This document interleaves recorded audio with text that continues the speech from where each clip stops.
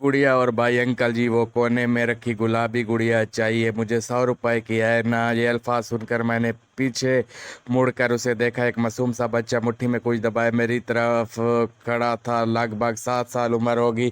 पुराने से कमीज शलवार में मलबूस जिन पर ग्रीस और तेल के धब्बे वाजे नजर आ रहे थे। चेहरे पर बला की मासूमियत और आंखों से जहानत आया थी। देख नहीं रहे गाहक खड़े हैं और ये गुड़िया अब महंगी हो गई। 150 रुपए है तो निकाल वरना चल भाग यहाँ से। सुबह सुबह ग्रीस की काला लगा रहा है दुकान में। सेल बेच ने टेढ़ा सा मुंह बनाकर जवाब दिया। बच्चे का चेहरा ही मुरझा गया। ऐसा लगा जैसे उसे शाक लग गया हो। वो बोझल कदमों से ये कहता हुआ पीछे की तरफ सरकने लगा कि अंकल कुछ दिन पहले तो आपने 100 रुपए कहा था। जी साहब भाई क्या दे दूँ बेबी की सालगिरह के लिए ये बारबी डॉल ज़रा देखिए सिर्फ 2000 की है। उससे अच्छी पूरी मार्केट में नहीं मिलेगी। सेलमैन मुझसे मुखातिब था लेकिन मेरी नज़रें उस बच्चे पर जैसे टैक्सी गई थी। उसके रुखसारों पर खामोशी सी बहते हुए आंसू लकीरों ने मुझे जकड़ लिया था। अच्छा चलो ये बारबी डॉल भी पे करो और बिल बना दो, मैं सेलमैन को कहता हुआ मुड़ा और कोने में खड़े बच्चे की तरह बढ़ गया। क्या नाम है तुम्हारा बेटा? सर यासीन। हमारी गले वाले सनी कहते हैं। अच्छा तुम रो क्यों रहे हो? गुड़िया से तो लड़कियां खेलती हैं। चलो मैं तुम्हें बैट बॉल दिला देता हूँ। शाबाश आप ये आंसू पूछ लो। मेरा ये जुमला सुनकर उसने लम्हा भर कर सर उठाया और फिर फर्श पर नजर जमाए मुझसे कहने लगा सर ये गुड़िया मेरी छोटी बहन को बहुत पसंद थी इसके लिए लेने आया हूँ। जब भी हम यहाँ से गुजरते थे वो मुझसे कहती थी भैया जब तुम बड़े हो जाओगे पैसे कमाओगे तो मुझे ये गुड़िया ला के दोगे ना। मुझे उसकी मासूम जबान से छोटी बहन न जाने क्यों बहुत अच्छा लगा। इसके लहजे में अपनी बहन के लिए मोहब्बत थी कि उमड़ती चली जा रही थी। अच्छा तो ये बात है तुम अपनी छोटी बहन के लिए वो गुलाबी गुड़िया खरीदने आए हो मगर 50 रुपए तो अब भी कम है तुम्हारे पास। ये 100 रुपए तुमने खुद जमा किए हैं। नहीं सर मेरे पास पैसे कहाँ से आएंगे? वर्कशॉप वाला उस्ताद मेरे पूरी दिहाड़ी अब्बा के हवाले कर देता है। मेरे हाथ पैसे थोड़ा ही देता है। बच्चा अब मुझसे खुलकर गुफ्तगू कर रहा था। एक सेकंड को रुककर उसने दामन से नाक साफ की और गोया हुआ असल में आज बड़े साहब अपनी गाड़ी लेके आए वर्कशॉप। उनकी गाड़ी पर पॉलिश ही करता हूँ। गाड़ी देखकर उन्होंने मुझे बुलाया और कहने लगी सन्नी आज तो तूने दिल खुश कर दिया। बच्चे ऐसी चमकाई है मेरी पराडों के शक्ल तक नज़र दिखाई दे रही है। भाई वाह ये लो 100 रुपये तेरा इनाम और सुन उस्ताद को नहीं बताना वरना तेरी दिहाड़ी के साथ ये बख्शिश भी तेरे नशई बाप के हवाले कर देगा।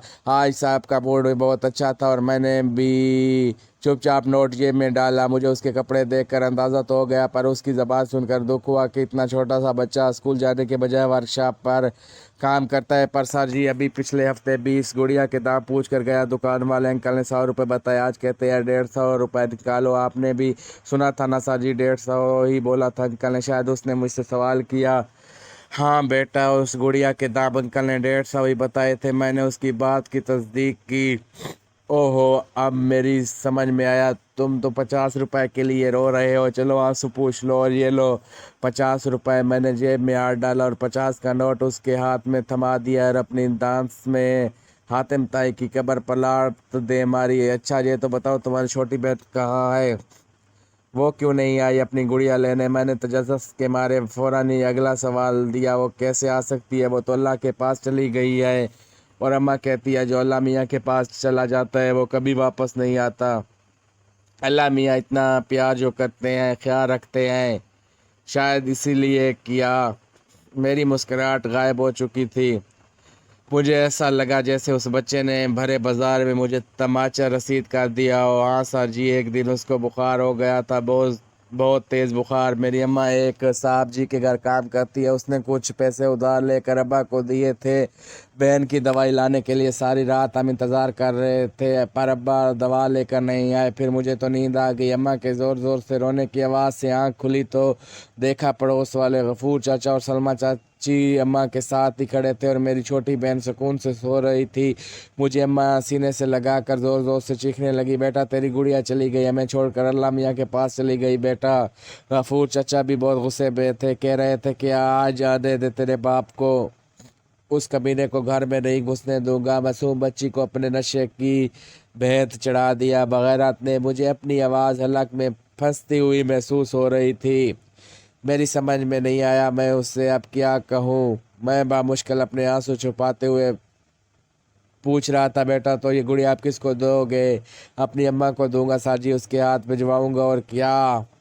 मेरा अब्बा कहता है तेरी माँ भी अब अल्लाह मियाँ के पास जाने वाली है, सारा दिन खून थूकती रहती है, सदा की बीमार है, जो हार्ड हराम से कोई भी काम नहीं होता। इससे अच्छी तो वह सकीना है, पूरा दिन घरों में काम करती है, बेवा है और पूरे 8,000 महीने का कमाती है। मेरे नशे का खर्चा तो उठा ही लेगी और रोटी का खर्चा तेरी दिहाड़ी से पूरा हो जाएगा।